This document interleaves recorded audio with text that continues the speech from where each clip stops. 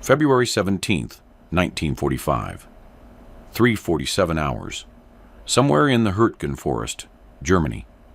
Staff Sergeant Robert Bobby Castellano crouches in a foxhole that reeks of cordite and frozen earth, watching his breath crystallize in the pre-dawn darkness. He's 23 years old, from Brooklyn, and he's been fighting in this godforsaken forest for 11 days straight. The Thompson submachine gun in his hands feels familiar. He's carried one since Normandy. But tonight, something's different. Tonight, he's holding something the Wehrmacht has never seen before. The weapon weighs nearly 18 pounds, almost double his standard Thompson. Where there should be one barrel, there are two, stacked vertically, each connected to separate 30-round stick magazines. The armorer back at battalion called it the Twin Thompson, but the official designation stamped on the receiver reads M1A1 Dual Configuration. Bobby doesn't care about names. He cares that when the Germans come, and they will come, he can put 400 rounds per minute downrange instead of 700. Through the trees, he hears it. The distinctive clanking of tank tracks, the guttural shouts in German. They're forming up for another assault, trying to retake this miserable slice of frozen hell before dawn. Bobby checks both magazines. Full, both bolts, chambered. His hands are shaking, but not from the cold. He's about to find out if this ungodly contraption works as advertised, or if he's just carrying extra weight to his grave. By February 1945, American forces had been bleeding in the Hürtgen forest for over 4 months. The forest, a 50-square-mile death trap of dense pine, steep ravines, and prepared German defenses, had already consumed the 9th Infantry Division, the 28th Infantry Division, and parts of the 4th and 83rd. Casualty rates reached 71% in some rifle companies. Men who survived Normandy and the Ardennes were being shredded by an enemy they couldn't see, fighting at ranges so close that grenades were more common than rifle fire. The problem was simple and deadly. Close-quarters forest combat demanded sustained, suppressive firepower, but the weapons available couldn't deliver it. The M1 Garand, America's primary rifle, held 8 rounds and required precise aim. Impossible when you're firing at muzzle flashes through pine branches at 15 yards.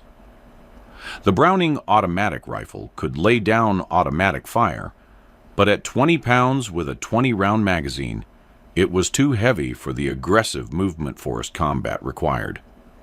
The Thompson submachine gun should have been perfect. Since 1942, over 1.5 million M1A1 Thompsons had been produced. Every infantry squad had at least one, sometimes two. At 700 rounds per minute, it could sweep a trench or clear a bunker. But in sustained firefights, the kind that lasted hours in the Hürtgen, soldiers faced a critical limitation. The Thompson's 30-round stick magazines emptied in 2.6 seconds of continuous fire. In the time it took to drop an empty magazine, just grab a fresh one from your pouch, insert it, and chamber a round, you were defenseless for 4 to 5 seconds. In the Hürtgen forest, 5 seconds got you killed. Between September 1944 and February 1945, the U.S. First Army reported 33,000 casualties in the forest. German after-action reports noted that American infantry assaults consistently faltered during magazine changes. Wehrmacht defenders in fortified positions could predict the pause, time their counterfire, and cut down advancing soldiers during the reload cycle. The 28th Infantry Division alone lost 6,184 men in just 10 days of fighting in November 1944, the highest division casualty rate of the entire war. Frontline officers began sending desperate requests back to ordnance units. They needed sustained firepower. They needed to suppress German positions, long enough for riflemen to maneuver. They needed to break the reload and die cycle that was butchering infantry squads. Standard procurement channels couldn't help. Developing a new weapon system took years. Testing, evaluation, production tooling. The bureaucracy moved at peacetime speed, while men died at wartime rates. But 150 miles behind the lines, at the 7th Army Ordnance Battalion Depot near Liège, Belgium, a 31-year-old technical sergeant named James Watkins had an idea that would bypass every regulation in the manual. If one Thompson fired 700 rounds per minute, what if you mounted two together? If you want to see how American ingenuity turned desperation into the most devastating close-quarters weapon of World War II, hit that subscribe button and turn on notifications. This story gets wild. Back to Bobby Castellano. Technical Sergeant James Watkins had spent 8 years before the war as a machinist at Colt's Patent Firearms Manufacturing Company in Hartford, Connecticut. He knew the M1A1 Thompson intimately, had helped tool the production line that stamped out thousands per month. When the requests started filtering back from the Hürtgen for more sustained firepower, Watkins saw a solution that seemed almost too simple. The Thompson's receiver was solid steel, over-engineered by John Thompson's original 1921 design standards. The bolt carrier system was robust enough to handle sustained fire well beyond normal combat conditions. The barrel attachment system used a simple threaded collar. Watkins realized you could stack two complete Thompson firing systems together, sharing a single stock and grip but operating independently, and the weapon would still be lighter than a .30 caliber machine gun. Between December 15th and December 28th, 1944, working with 3 other ordnance specialists, Watkins built the first prototype. They started with 2 M1A1 receivers, removed the stocks from both, and fabricated a custom dual mounting frame from salvaged aircraft aluminum. The 2 barrels were positioned vertically, exactly 3.2 inches apart, center to center. Each retained its own bolt, firing pin, and magazine well. Thus, trigger mechanism was the revolutionary part. Watkins designed a linked system that fired both weapons simultaneously, alternating which barrel fired first with each trigger pull to distribute barrel heat.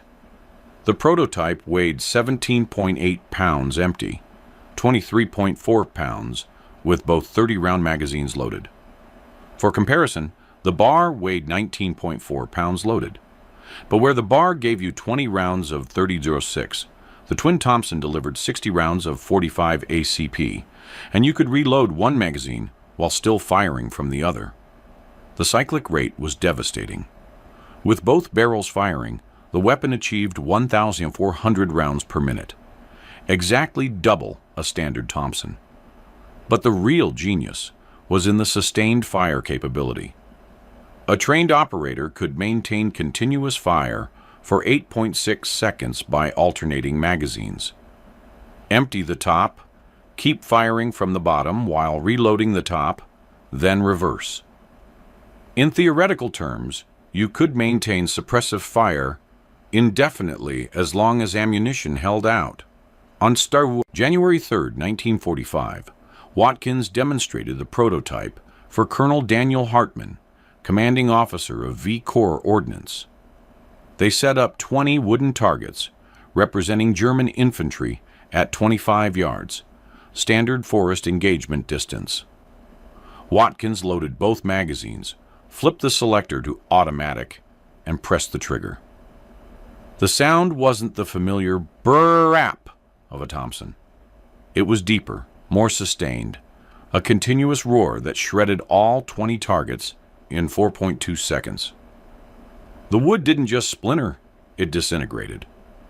Fragments flew 20 feet behind the target line. Colonel Hartman authorized immediate production of 50 units.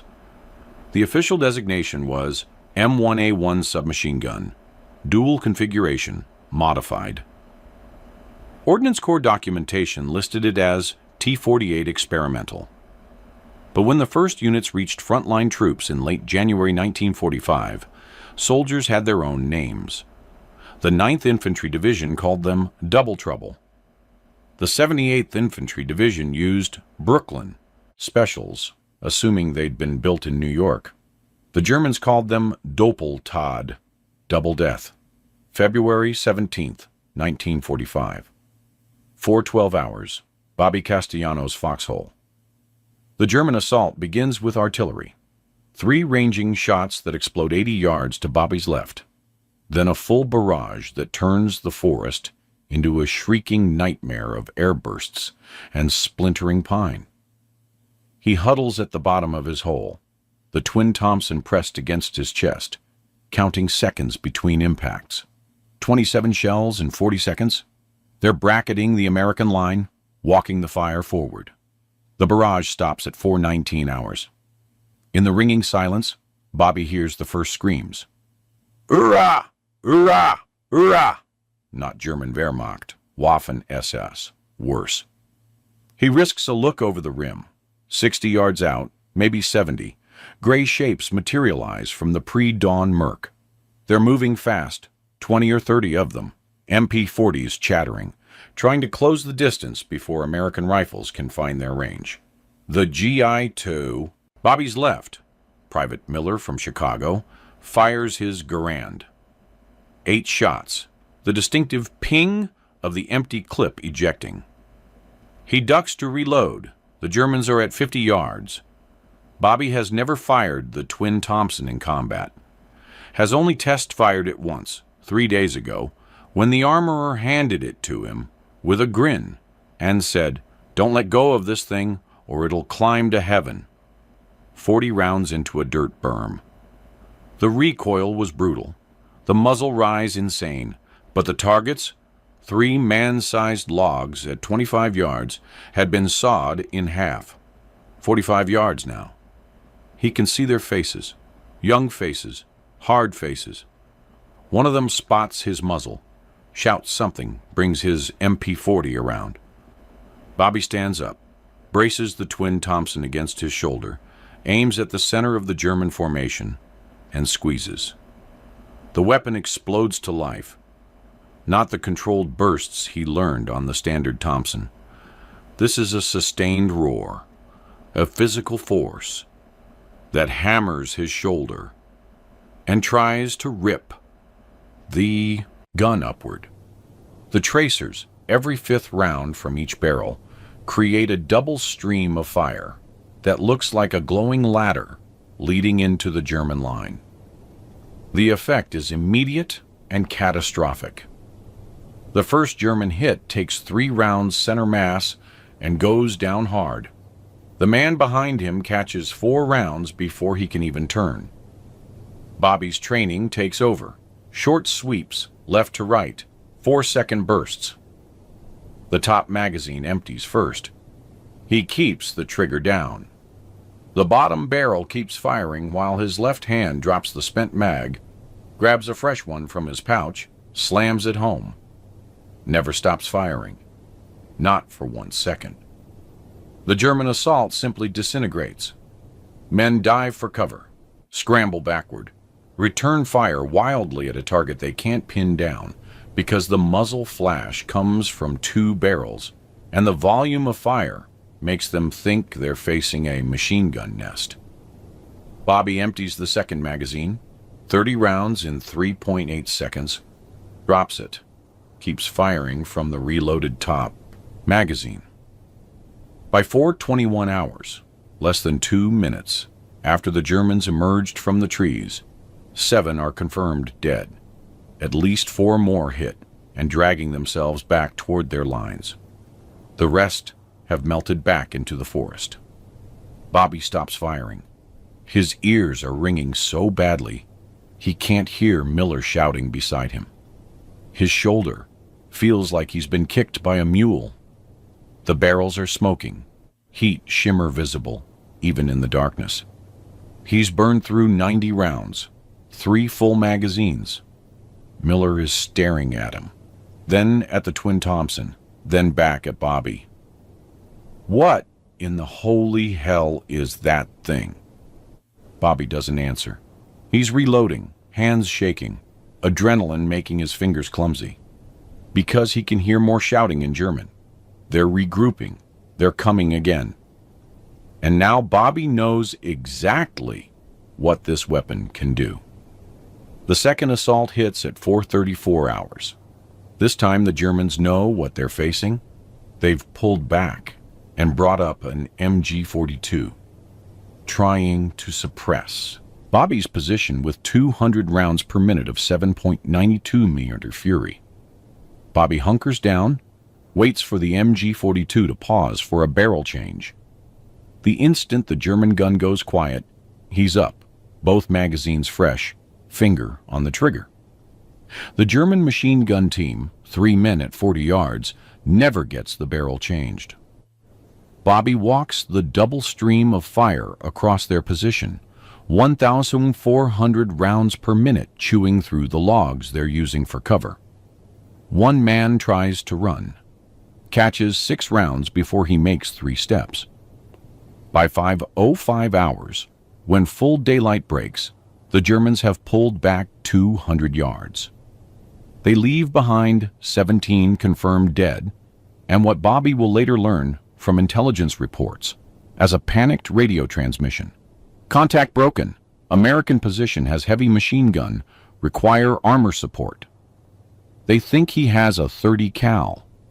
They have no idea it's one man with a modified submachine gun. Battalion estimates Bobby fired 340 rounds in the engagement. Standard Thompson doctrine. Recommended 2 to 3 round bursts. Bobby averaged sustained bursts of 25 to 30 rounds, made possible only by the continuous fire capability of the dual magazine system. The casualty ratio tells the story. Bobby's platoon, 31 men, suffers 3 wounded, none killed. The attacking German force, estimated at 45 to 50 Waffen-SS, loses 17 confirmed dead, estimated 12 to 15 wounded.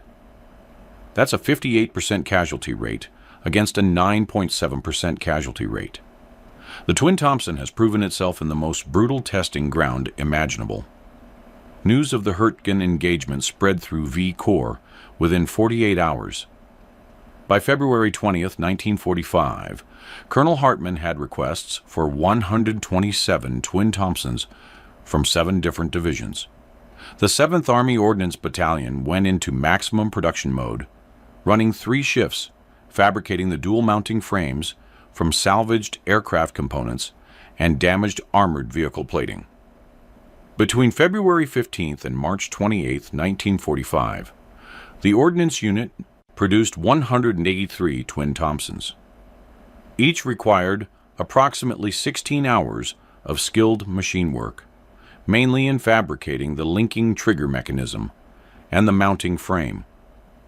Every unit was hand-fitted, hand-tested, and hand-delivered to frontline units by ordnance specialists, who provided 30 minutes of instruction on loading, firing, and field maintenance. The weapons were distributed according to tactical necessity. Priority went to units engaged in urban combat and close-quarters forest fighting. The 9th Infantry Division received 42 units. The 78th Infantry Division got 37. The 1st Infantry Division, preparing for the Rhine crossing, received 28. Each division's intelligence section noted the same pattern. German forces showed marked reluctance to press assaults against positions known to contain the dual weapons. Enemy response came in captured documents and interrogation reports. A Waffen-SS tactical bulletin, dated March 3, 1945, warned of Amerikanische Doppelwaffe, American double weapon, and advised that positions suspected of containing them should be bypassed or engaged with armor support. A captured Wehrmacht lieutenant from the 12th Volksgrenadier Division, interrogated on March 15th, described the weapon as psychologically devastating and noted that his men refused to advance against positions where they'd observed the distinctive double muzzle flash. The logistics were challenging. Each twin Thompson required 60 rounds of 45 ACP ammunition to fully load, compared to 30 for a standard Thompson. Ammunition resupply became critical. Infantry companies carrying 4 twin Thompsons needed an additional 240 rounds per combat load beyond standard allocation. Battalion S4 officers reported ammunition expenditure rates 340% higher in units employing the weapons. Maintenance posed unique problems. The dual trigger linkage was the failure point. After approximately 800 and 900 rounds, the connecting pins showed, where that caused timing issues between the two firing systems. Ordnance specialists developed a field modification using captured German spring steel, which extended the service life to roughly 1,400 rounds before requiring depot-level maintenance. Operational employment evolved rapidly. Initial doctrine treated the twin Thompson as a defensive weapon, but by mid-March, assault platoons began using them for offensive operations. The 9th Infantry Division developed suppression teams, 2 men with twin Thompsons providing continuous covering fire while rifle squads maneuvered. After-action reports from the Remagen bridgehead crossing showed that these teams could suppress German positions up to 70 yards away for sustained periods, allowing infantry to advance across open ground that would have been suicidal under standard fire support. The psychological impact exceeded tactical expectations. German prisoners consistently overestimated American strength in engagements involving twin Thompsons. One captured German company commander, questioned after the March 24th Rhine crossing, reported facing multiple machine gun positions, when, in fact, he'd engaged a single infantry platoon with 2 twin Thompsons. The volume and sustained nature of the fire created the impression of prepared defensive positions rather than mobile infantry weapons. Production limitations prevented wider deployment. The 7th Army Ordnance Battalion could produce, at maximum capacity, approximately 12 units per day. Demand far exceeded this rate. By April 1945, there was a waiting list of 47 divisions requesting allocation. The European Theater of Operations Headquarters considered establishing a dedicated production facility in Paris, but the rapid advance into Germany and the approaching end of the war made this impractical. Enemy attempts to copy the design proved unsuccessful. German intelligence recovered 2 twin Thompsons from overrun American positions, one near Remagen on March 18th, another during the final Wehrmacht counterattack in the Ruhr Pocket on April 5th. German ordnance evaluation reports, captured after the war, noted that while the concept was sound, Germany lacked both the raw materials and the manufacturing capacity to produce similar weapons.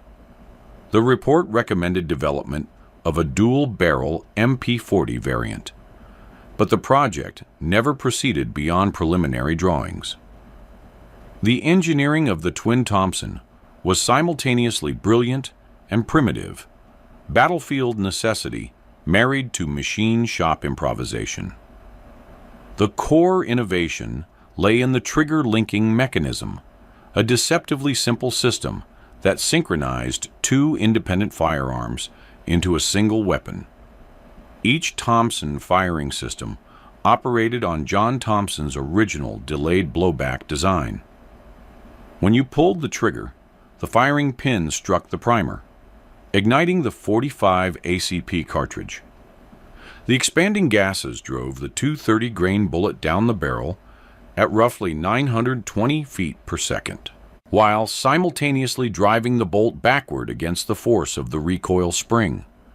The bolt traveled approximately 3.8 inches, extracting and ejecting the spent casing, then returned forward under spring pressure, stripping a fresh round from the magazine and chambering it. In the twin Thompson, Watkins's trigger linkage ensured both firing systems activated within the 0.03 seconds of each other, essentially simultaneous. The linkage consisted of two hardened steel bars connected to a central pivot, transferring force from the single trigger to both sears.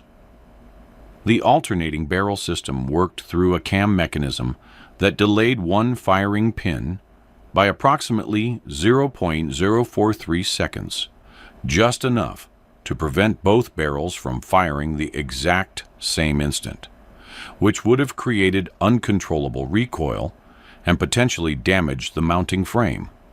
The practical result, when you held the trigger down, the weapon fired barrel 1, barrel 2, barrel 1, barrel 2 in rapid succession.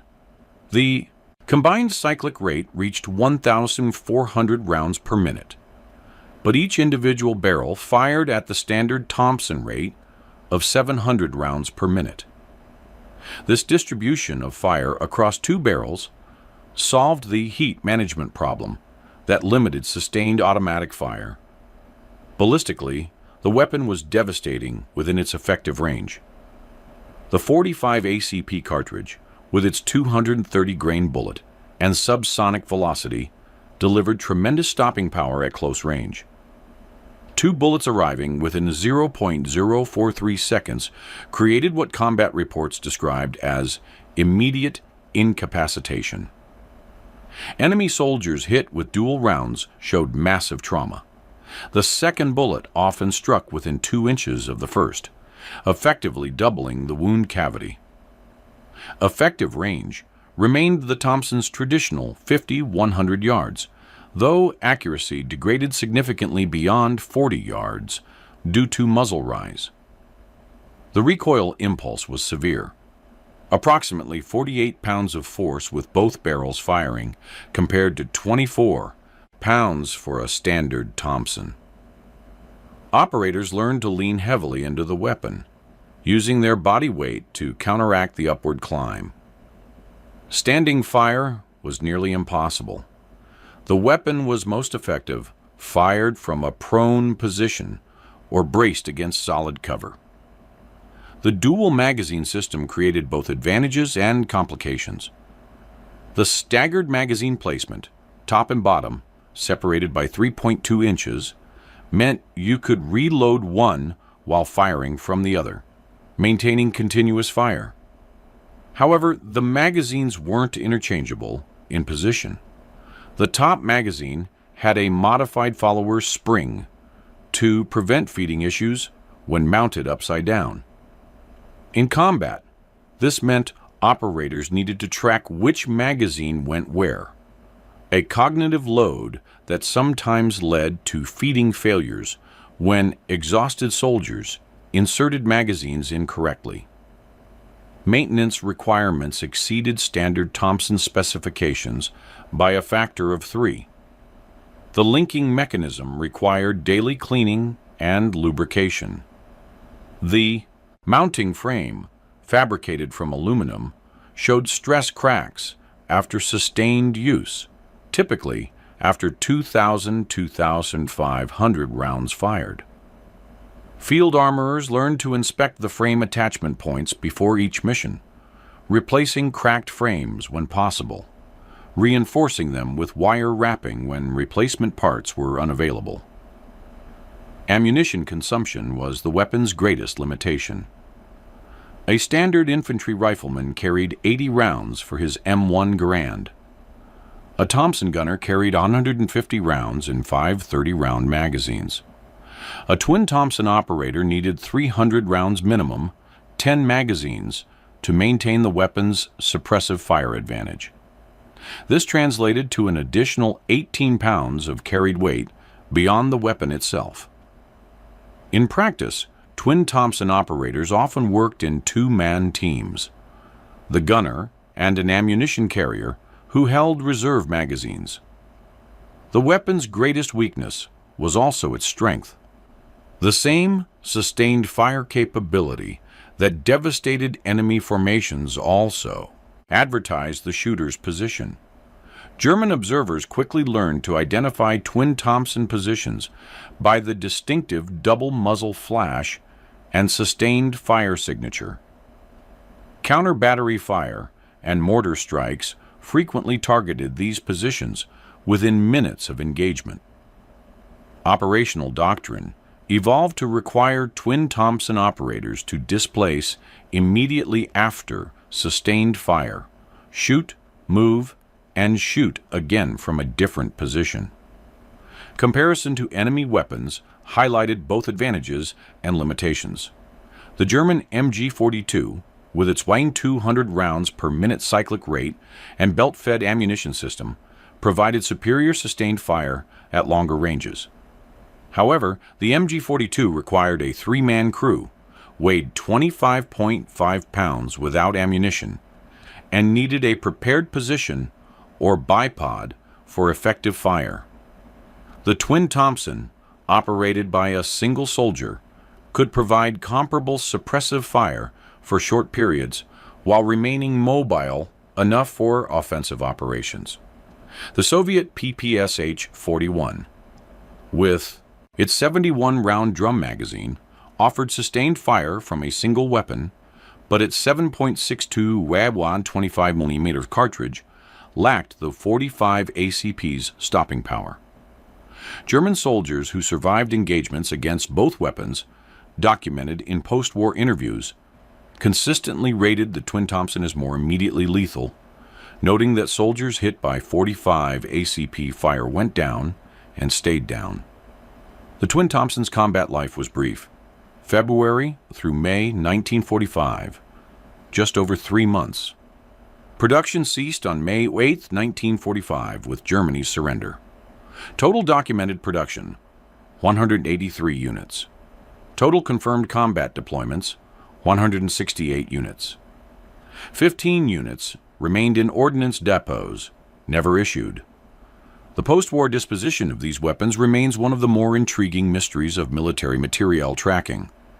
Standard procedure required experimental weapons to be either returned to Aberdeen, proving ground for evaluation, or destroyed to prevent unauthorized duplication. Of the 183 twin Thompsons produced, Army records account for only 47.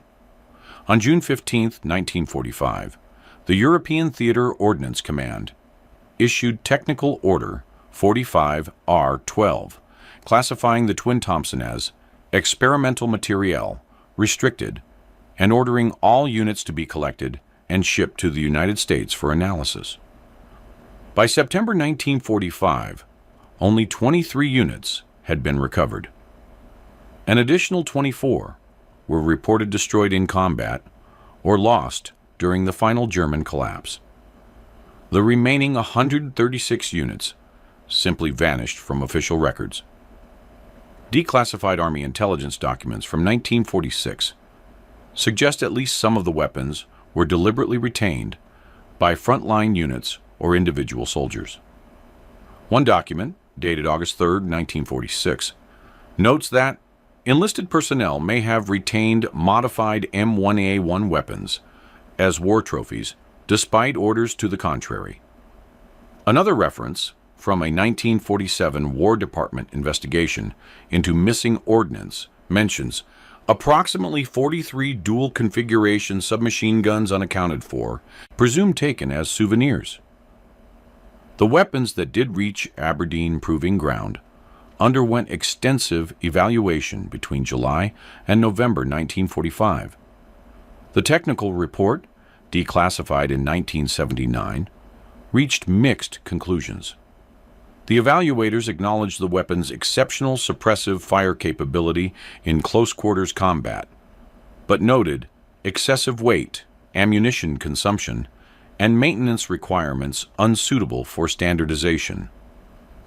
The report recommended against adoption as a standard infantry weapon, instead suggesting that the fire support role should be filled by light machine guns and the newly developed M3 grease gun.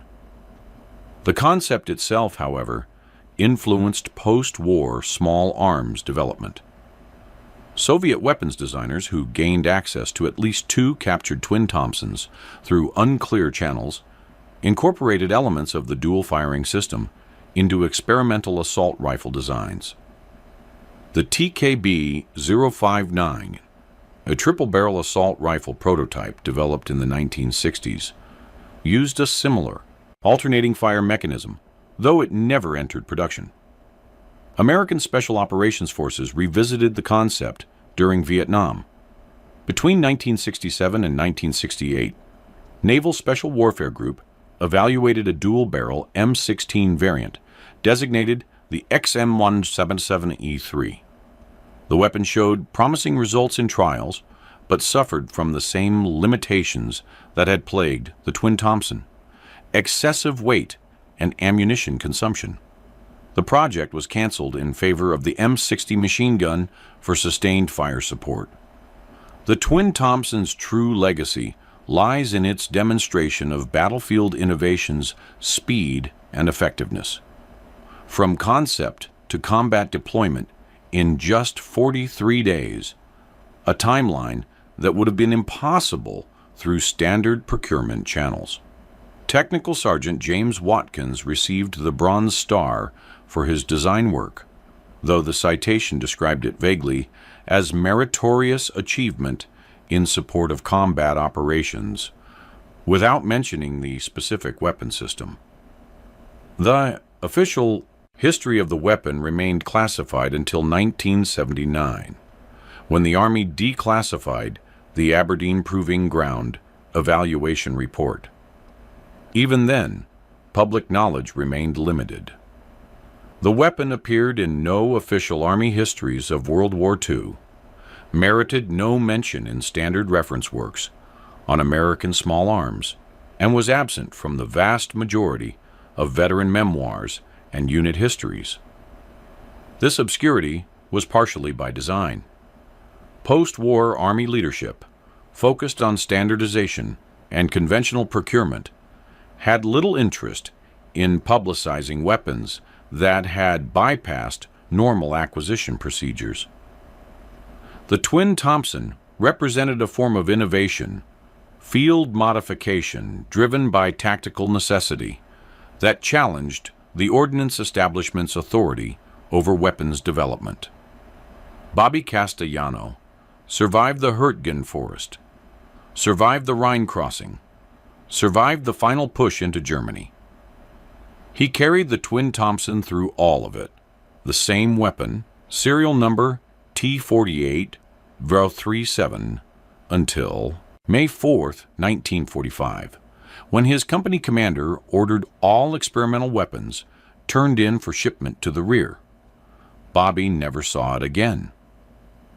He returned to Brooklyn in November 1945, took a job with his father's plumbing business, married his high school sweetheart, and for 34 years never mentioned the weapon to anyone outside his veterans group.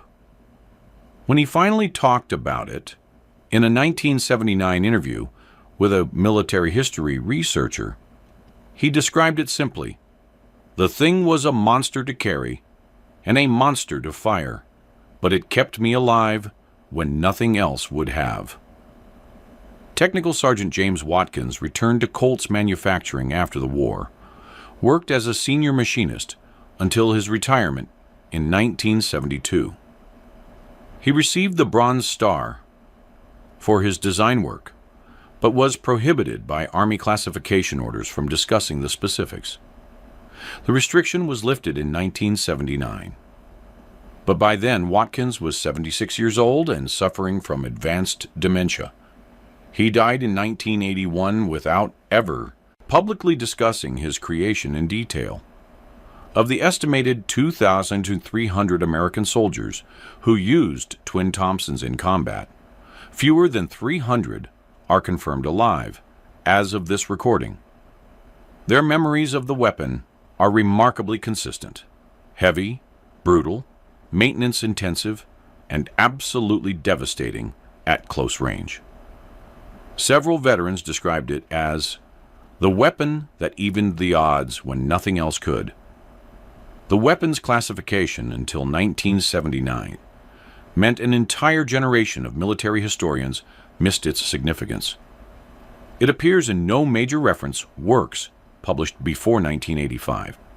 Even today, it occupies a footnote position in small arms history, a curiosity, an improvisation, a desperate measure for desperate times. But for the men who carried it through the Hürtgen forest, across the Rhine, into the heart of Germany during those final brutal months of the war, the Twin Thompson was something more. It was proof that American ingenuity, American manufacturing skill, and American determination to protect their own could overcome any obstacle, bypass any bureaucracy, and create solutions when solutions seemed impossible. The Germans called it Doppeltod, double death. The men who carried it called it a lifesaver. This weapon saved lives through innovation born from necessity. If this story moved you, hit that like button to honor the soldiers who carried these experimental weapons into combat and the engineers who built them in makeshift workshops behind the lines. Subscribe and ring that notification bell. We bring you the untold stories of battlefield innovation every week, the weapons and tactics that never made it into official histories, but changed the course of battles and saved countless lives. Drop a comment below. Where are you watching from? Did anyone in your family serve in the European theater during World War II? Do you know stories of battlefield modifications or improvised weapons? Share them. These stories deserve to be remembered, and your family service deserves to be honored. To Staff Sergeant Bobby Castellano, Technical Sergeant James Watkins, and all the soldiers who proved that American innovation knows no limits when lives are on the line, we remember. We honor your service. We tell your stories. Because some histories are too important to remain classified forever.